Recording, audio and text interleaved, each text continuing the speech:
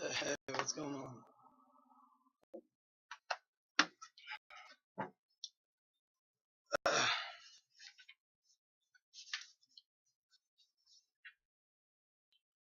Know your enemy. The roots of my rivalry with Dominic Cruz go back to the days before our first fight. He and I were doing some promotional work that included signing the official fight poster. This standard part of the lead up to the fight. You sign a ton of posters. Most of them are given to charity.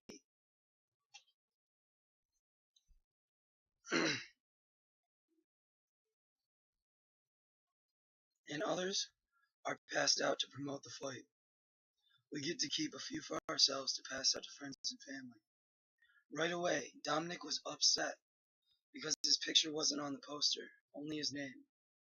I had nothing to do with this decision, but apparently the WC felt that the four belt holders were the main attraction.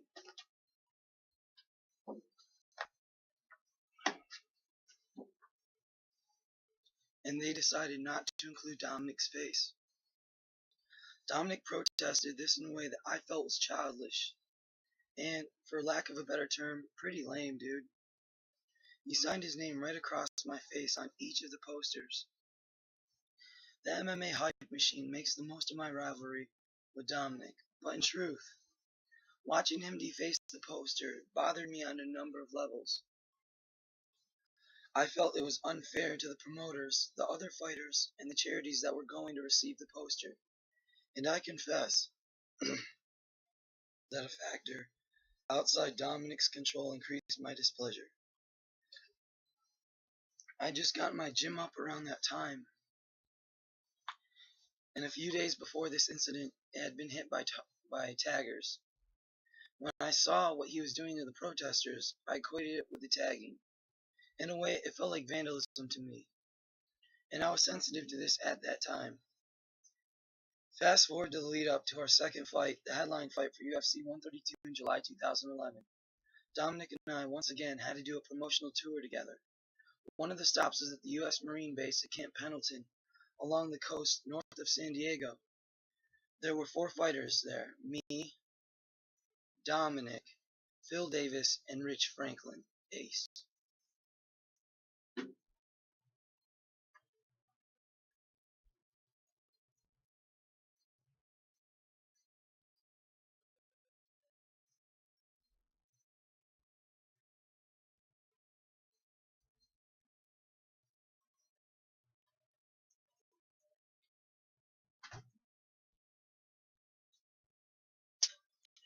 Yo, to my friends.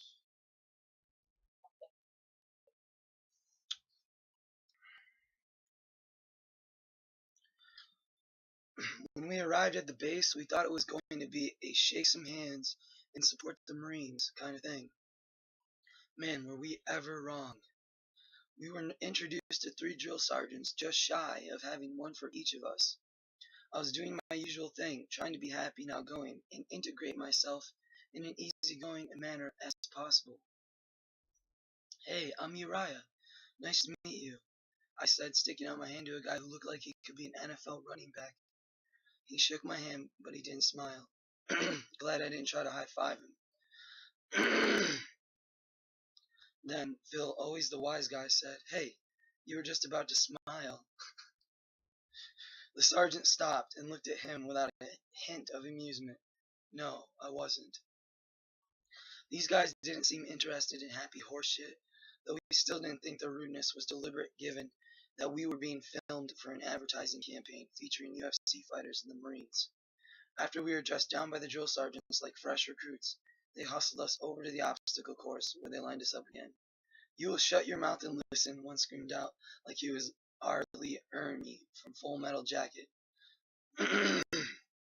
Phil Davis laughed a little, still not sure that these guys were for real, still thinking they were going to start laughing at any minute. "Phil, is there something funny about the U.S. military?" another of the officers asked. The 3rd drill sergeant, Sergeant Fuentes, noticed that Phil was having a hard time repressing his smile. He barked in a hoarse shout, "Phil, when he says stop smiling, he means hide your teeth." At that, I started laughing pretty hard. We were like fourth graders. One guy giggles. Pretty soon the whole class is giggling.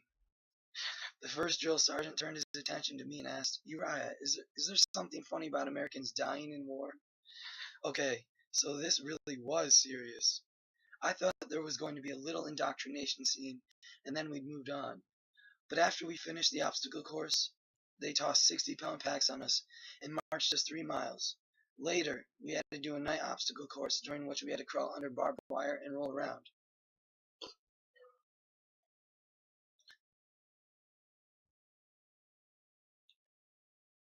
There was no time for petty squabbles between Dominic and me.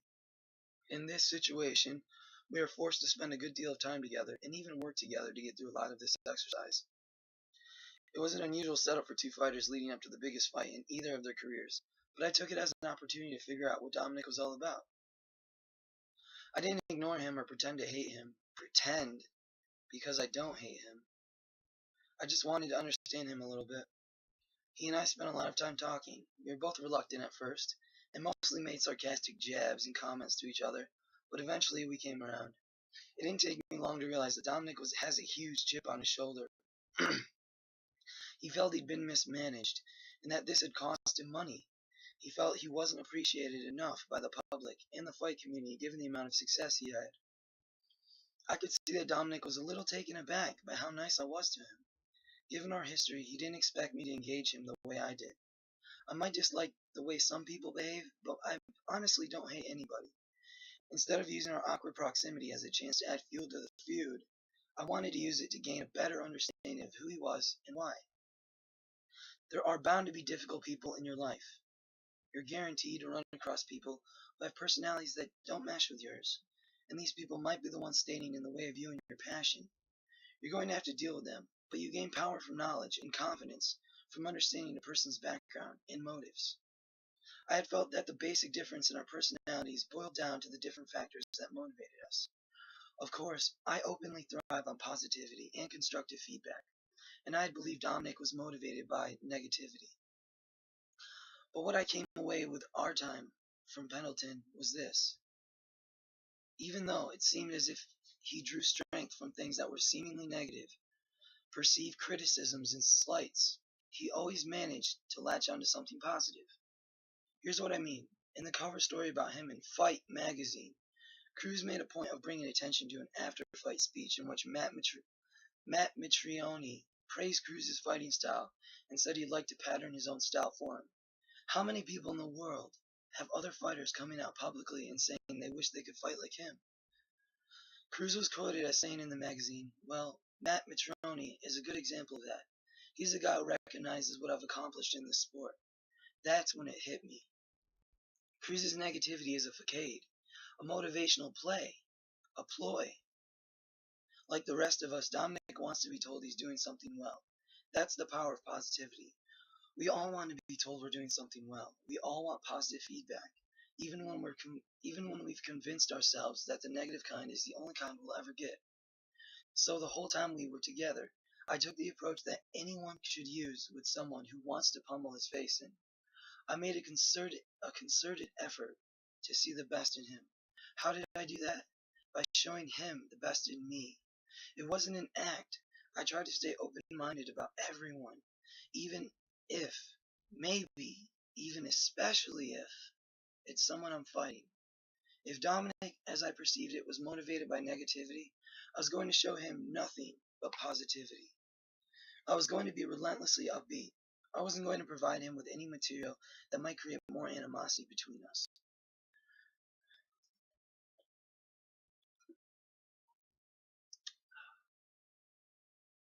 Yeah.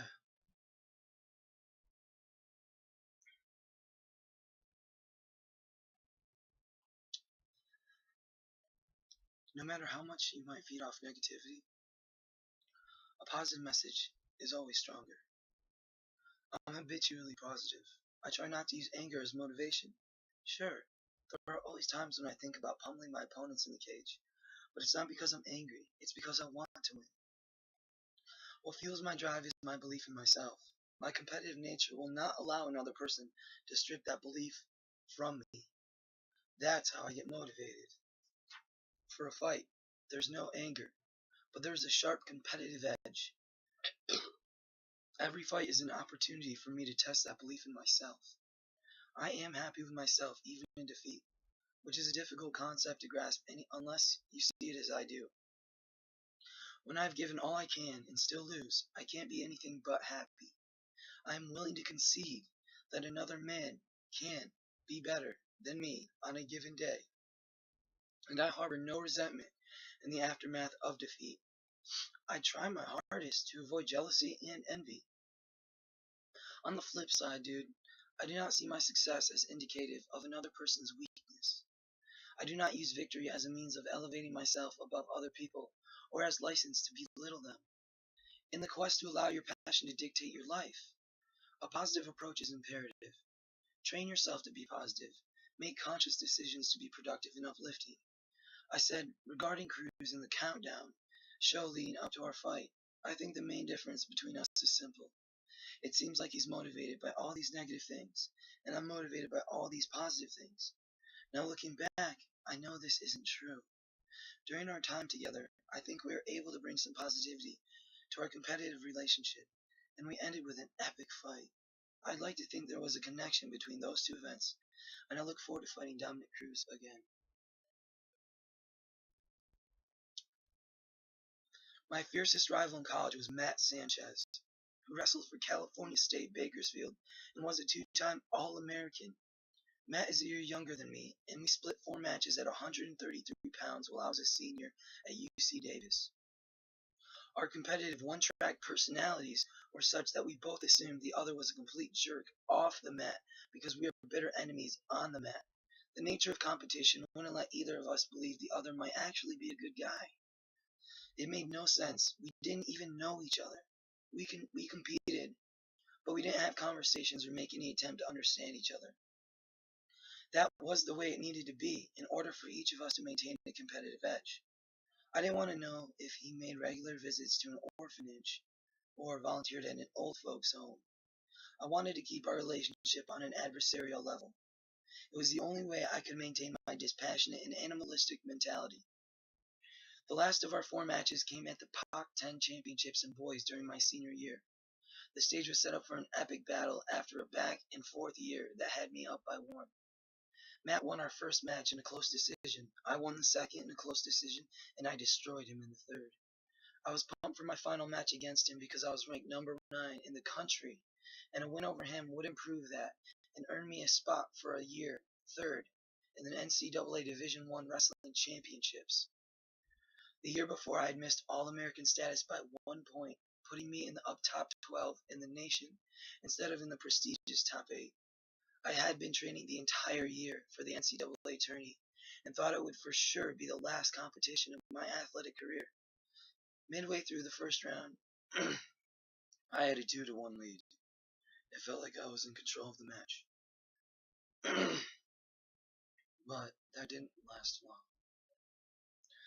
We were standing and I lunged in for a sloppy inside trip that put me on my back. That got me put on my back. 2-point takedown, then a 3-point near fall. I fought hard off my back, but landed at another 3-point near fall position.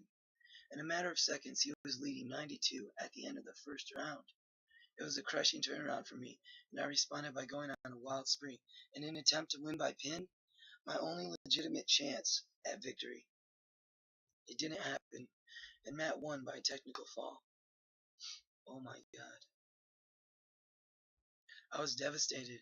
I walked away and slumped into one of the back warm-up mats, crushed.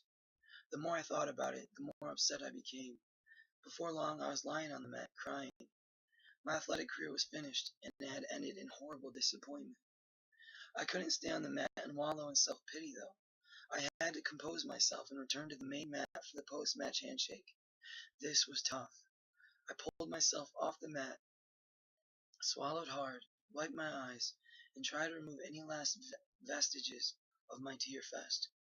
When I lined up with my teammates, the first thing I did was look across the mat to find Sanchez. And there he was, smug as he could be, chewing gum and smacking it around in his mouth like a cow chewing its cud. For some reason, this bugged the crap out of me. By this point, everything about Sanchez bugged me. His body, his wrestling style, his smug attitude, his damned gum, and the way he went about chewing with his stupid mouth open and smacking it from side to side. I guess you could say I didn't like Sanchez at that moment.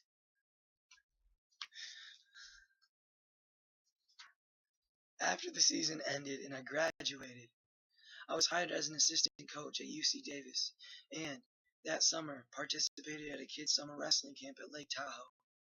There I ran into Matt Sanchez. We were in a small group of camp teachers, and when it was my turn to speak, I said, "Can you believe this dopey, scrawny little guy beat me?" The kids all laughed, of course. Well, it was hard for me to accept that too. But this man right here is the best technician I ever faced. You can learn a lot from him. Matt just smiled, and I walked away hoping I'd made my point. I still wasn't happy that I'd lost to him, but he had my respect. From there, it was natural that we'd start talking and getting to know each other in a manner that was different from unmet rivals. Not surprisingly, we got along great. I even came to forgive him for being the only guy who made me cry in competition. My professional fighting career took off during my second year of coaching at UC Davis. Once I got the sponsorship from the Dunmores and was being paid to train, it was harder to justify the hours I needed to spend coaching.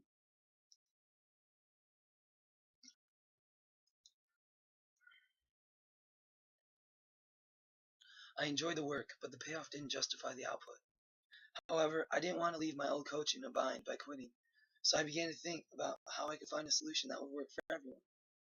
I called Sanchez. He had graduated from Bakersfield and had coached there. He needed a job and would be a great addition to the UC Davis program. I had recently bought my first house and Justin had just moved out, so I added an incentive, 6 months of free rent for Matt to get settled in the area. Matt and I could have easily ignored each other at the wrestling camp and held on to our rivalry long after it officially ended. I could have been envious of his success. I was never an NCAA All-American and he was twice. I could have held a grudge against him for causing me humiliation in my final college wrestling match. Instead, he joined us under the umbrella. We became friends and he was the first person who popped into my head when an opportunity arose. He took the job and ended up living rent-free at my house for the 6 months I promised. He coached at UC Davis for a year, and during that time I started my gym, and he got to see the team we were forming both in the gym and on our block of houses.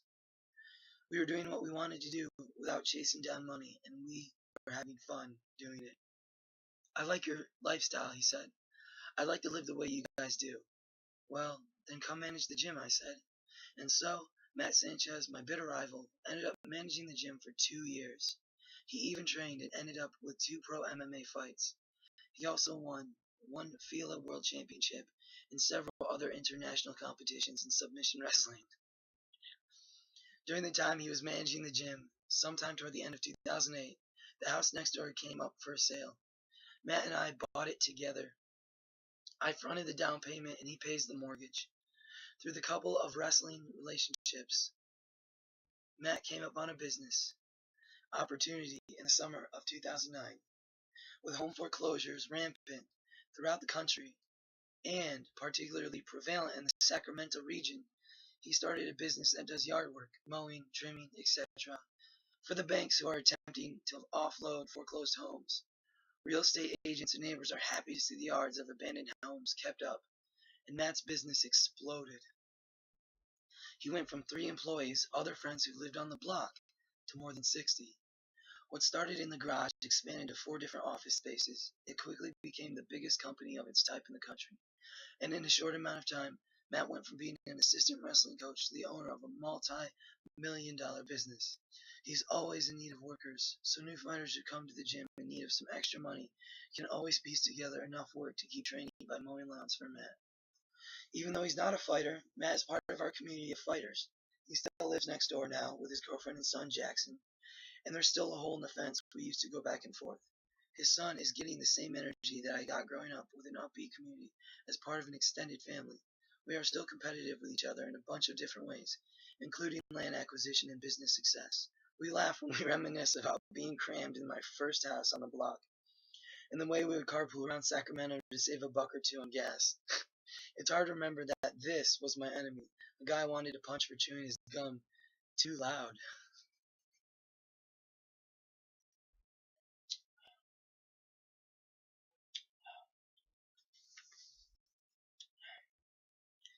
At the end of our stay at Pendleton, Phil, Rich, Dominic, and I went to a Japanese restaurant in downtown San Diego with the drill sergeants and the production crew. At first, Dominic hadn't planned to go, but by the end of the trip, he was ready to be with his enemy. I was sitting with Phil and the Marines. Dominic was sitting on the other end of the table near Rich and the producers and the television people. Phil and I, especially, were having a blast. We were telling stories and listening to the drill sergeants tell their stories. Dominic was missing out. I could sense him watching us from the other side, and I was happy when he picked up his chair and walked all the way over to the other side to sit with us. It was telling, because it evoked one of the lessons I always try to teach to our fighters. If you feel like you want to do something, there's no reason why you shouldn't. Dominic wanted to be a part of the conversation and part of the fun at the end of a hard day. We put our differences aside and sat there and had a great time. At the moment, I felt we had become strictly competitors on an athletic level and no longer enemies in life. It took some work to create a tiny crack in the shell, but we both made the effort. I understood him better, and he understood me. And we discovered we had far more similarities than we'd ever have known, had we not been forced to spend a little time together. We even held some preliminary discussions about getting him to the right management team so he could take his career where he wanted it to go. I'm not perfect, but I look for the positive and try to make things work. It can be difficult to seek out the positive, especially in difficult people who seem unwilling to meet you halfway.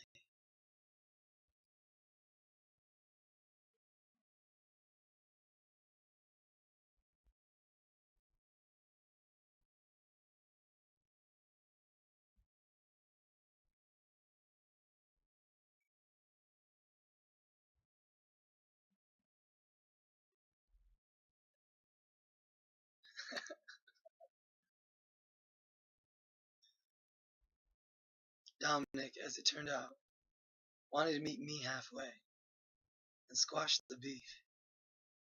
We both broke through each other's insecurities and gained power from the effort.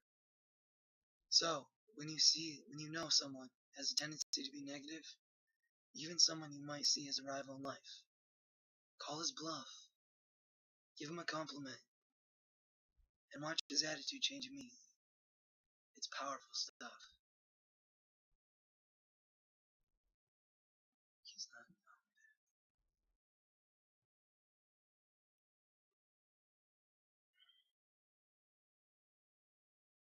There's no excuse for a lame excuse.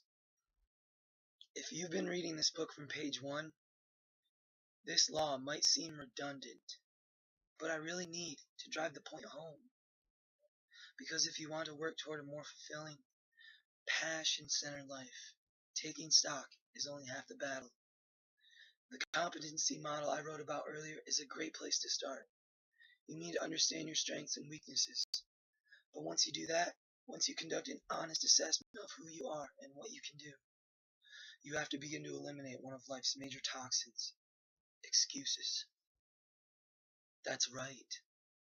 Eliminate them altogether. Excuses are infection. They start in one place and then expand until they become a permanent part of your personality. They hinder productivity because they keep you from honestly evaluating who you are. If you believe there's always some external force at work keeping you from success, whether it's a boss who doesn't like you or a spouse who doesn't understand you, you will never be able to deal with who you really are. And if you can't do that, you can't employ the laws of power to improve your life. These unseen forces will forever remain in your way. Excuses in many ways are a form of envy. There's a way to dodge responsibility as a means of explaining why someone else has something you don't. They're a way of avoiding accountability by shifting blame. Nothing good can come from that approach. Take my second fight against Dominic Cruz. He fought a good tactical fight and won by decision. From my standpoint, I thought I won the fight because, in my estimation, I was the more aggressive competitor. But judges don't always reward the aggressor. My biggest fault, from a tactical standpoint, was to fight for the knockout. That was my mentality going into the fight, and I didn't adjust to fight a more tactical, points-oriented fight, which, when it comes to a decision, is what it's all about. This was my biggest moment, my first UFC showcase fight, and my chance to seize my first UFC title. I was proud of my performance and felt dominant, and I gave everyone watching a good show, but two things were key to how I responded.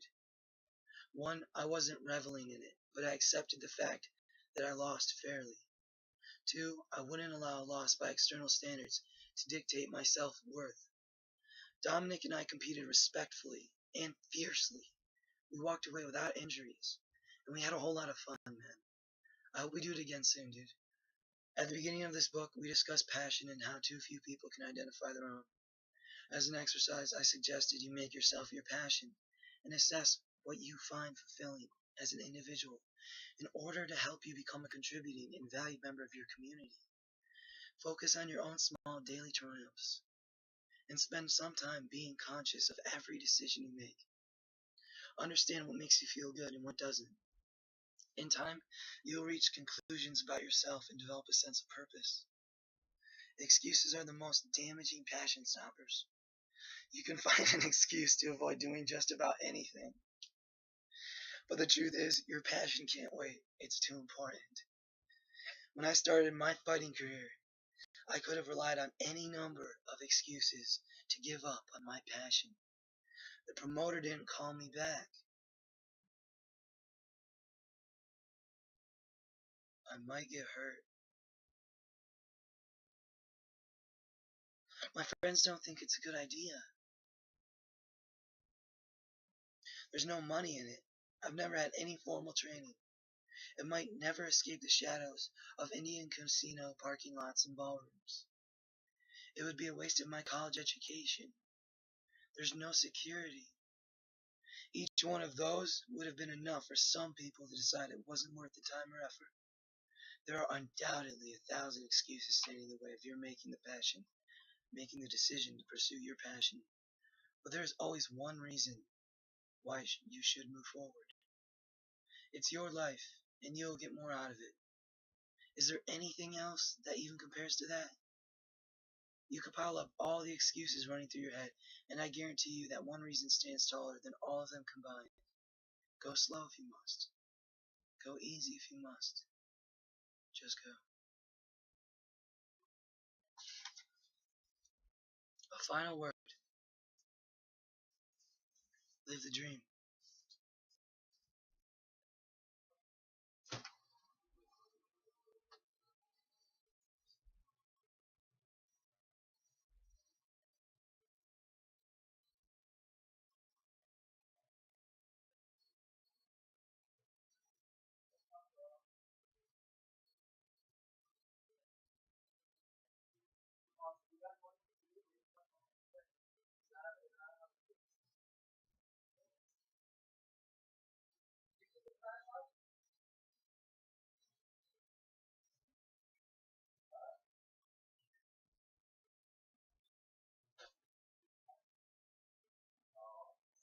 Go on.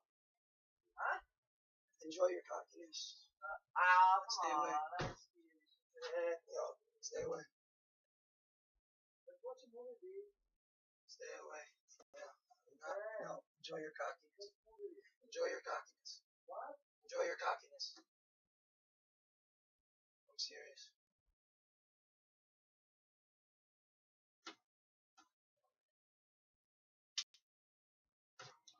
I'm dead serious. What up, man? Nothing. No. Get up. You been smoking weed in the house? Walk away. Please. No, I was fucking with you.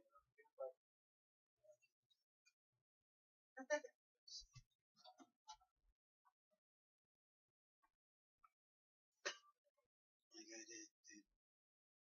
Raw.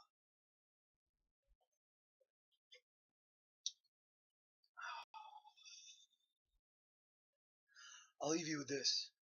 The ultimate lifestyle. This is the culmination of putting your passion to work.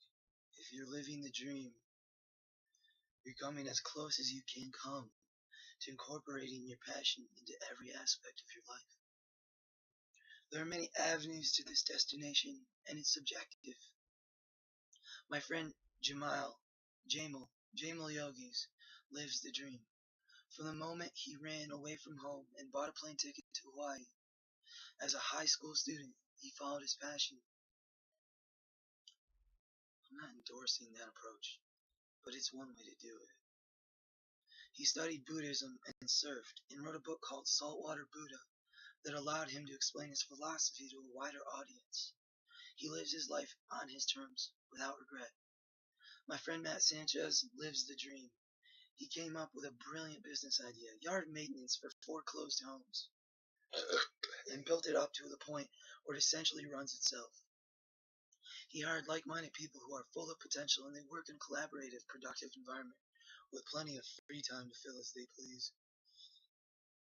To live the dream, you have to have the right focus, the right mentality, and the right lifestyle. You know what you like to do, and you figured out how to make your life revolve around your passion. You have a job you enjoy doing. You love your work and find fulfillment in doing it. You have the right mentality. That mentality is believing, hey, I can do anything if I want. I can do anything I want if I work hard and I'm smart about it. If you're living the dream, you have a job, a career, and a life that revolves around the things you love. You know what you want to do. You know how to do it. That is, you have the talent. And you've taken the ultimate steps.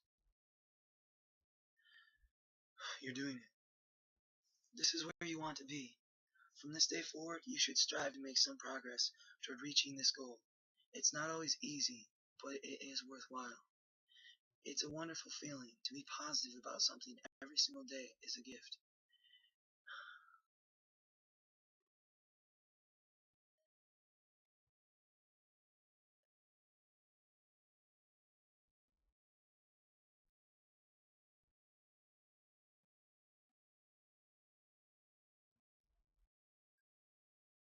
It awakens you.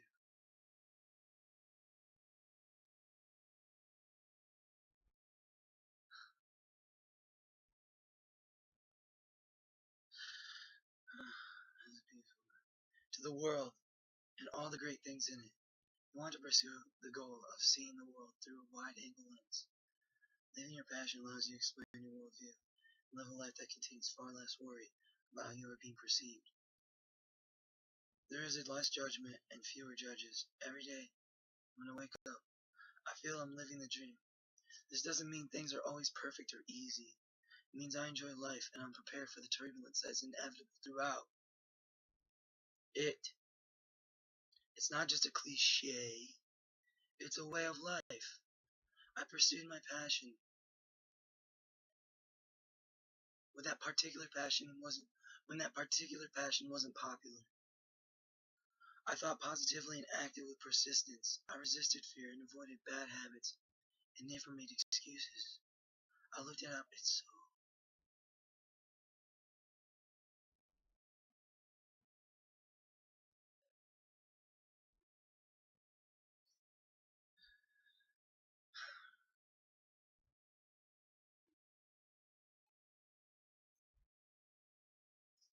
I looked at opportunities and made a point to seize them.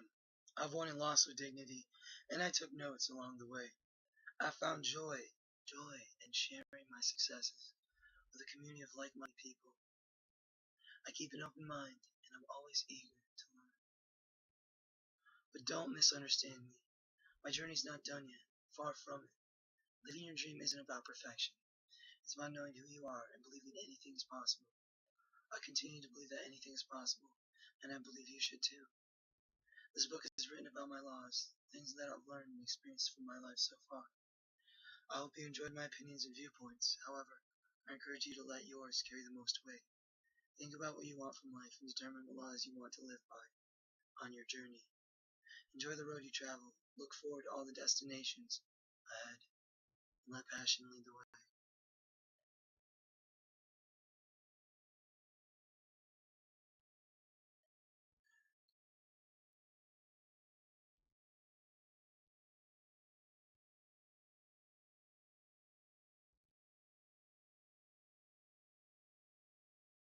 Oh, dude, I would be blessed.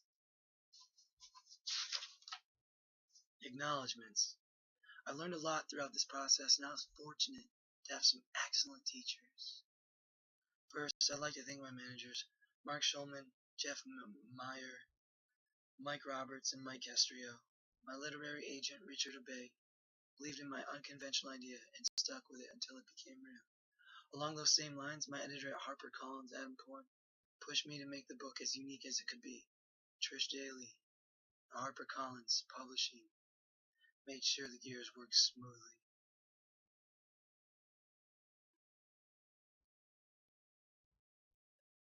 And of course, I'd like to thank each of the characters in this book for allowing me to share their stories.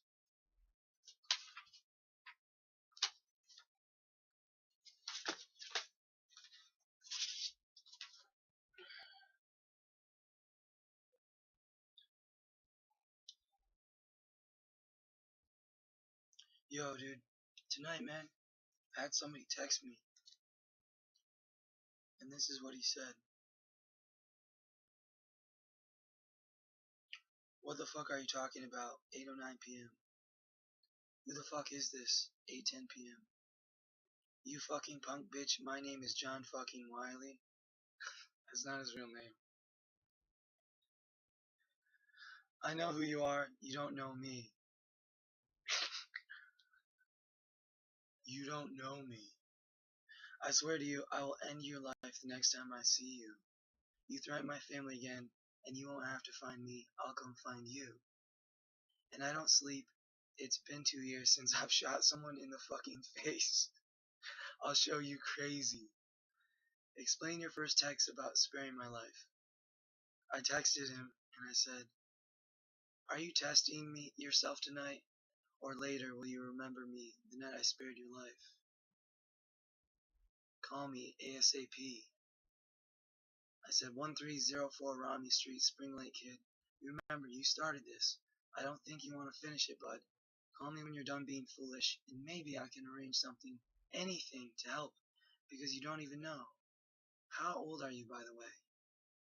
I was saying that because I thought Mel was like cutting me out of what the plan was. Tonight I was going to help, but the phrase was good, dude. Like not coming into contact, aka spare the life and time. I know you're not dumb, dude. Don't act like Macho Man. Seriously, it's embarrassing and sad for you both to be so hard on your friends. I'm no bullshit. I'm legit, man. I'll leave you guys alone. Explain that. Just sad, if anything. And like, I feel like that those chapters did real justice. Yeah, like, truth, like, you know, how much fun I had. Dude, it must suck, like, to be such an angry man. Like, that is why Mel has so many problems, dude. Like, from the first time I ever worked at a restaurant in a town I didn't know anyone. I just met this guy. I'm living with still. Can't get rid of me. Like, she went crazy over me. She looked at me with one look and she was like, this kid needs to be in my life. Hard. And there's no, like, no if and there's no two ways about it. Like, you know, like yeah, like she loves me so much. Like, yeah, I'm a great friend. I'm a great person. Yeah, I've heard all about this guy. And, I just am, like, enthralled by, like, I don't know, a lot of more words. Uh, like, hope and strength and love and peace and understanding and forgiveness. You know, good ideas like that. But sometimes guys don't have a choice. And, you know, like, I don't know.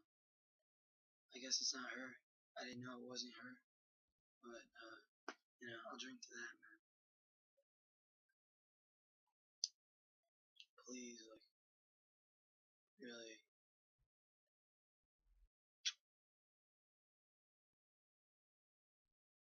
Mm. There was a lesson in Yonkers, New York City I learned. And it was really cool because my boy Tony is like a gangster, you know? A good family man. A lot of connections, the works. Not a pussy. And like his girlfriend said, all those nights, I'll never get back. I'm sure, like, it really is. Love is not a fight. And he's like, if somebody ever has to say stuff like that to you, man, their life was bad already. And, like, that's how I got her in the first place. And, like, he's really lucky, man. I don't know why he's so miserable, man. If I was in his position, like, I'd probably be like the luckiest guy in the world, dude. But I don't know. He obviously isn't. It just shows through what he said. He's not where he wants to be. She's not who he wants. And he gets what he wants, but it hurts the world. Like, I don't know, man. It takes a lot of balls to, like, realize this at 22, you know. And I'm just really happy that I can, like, sit back and, you know, yeah, repeat the iteration of, like, what I'm here for, like, what I was born for, you know, versus, you know, just trying to, like, hurt someone's self-esteem and be better, like, than people, you know. I don't know about him shooting someone in the face, but if he had to tell me that, out of all of Mel's friends, me, I'm that guy he wants to scare so bad. Like, what did I do? You know? I brought it up, yeah, but I think that's just because I love Mel, you know? I think it's because she loves me, it's obvious, but there's a really unobvious mental, like, disorder, like, stress, like, PTSD, like, serious diseases, man, that, like, just hurt. They're just hurting each other, and, like, I don't know. I thought maybe, like, she was perfect, but obviously I'm just not the case. But if I was, then, I don't know. If I was, imagine that. Wow. I remember the one night I was over there, I couldn't stop sweating. I was sweating so bad in bed. I just couldn't stop sweating because I just couldn't believe I was with this beautiful woman. You know, like I never was with anyone that was so beautiful. And then Sean's like, oh, okay.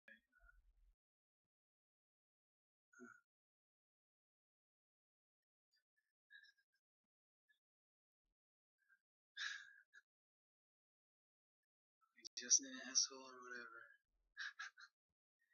Peace. Uriah said it best. It's all about it, man. Like, you'd be surprised how hot she is for you, dude. You'd be surprised, dude. You want a cake? No. Get out. Huh? Get the fuck out. You'd be surprised how much you can learn when you make it your profession to stand in close cage with another man with the intention of defeating him by strangulation, knockout, submission in the history of the world, compressed into a series of 5-minute rounds. From Laws of the Ring, man. Much love, guys. Peace out, man. Peace on earth. My mom's in the Philippines. My cousin's at Dartmouth. See ya.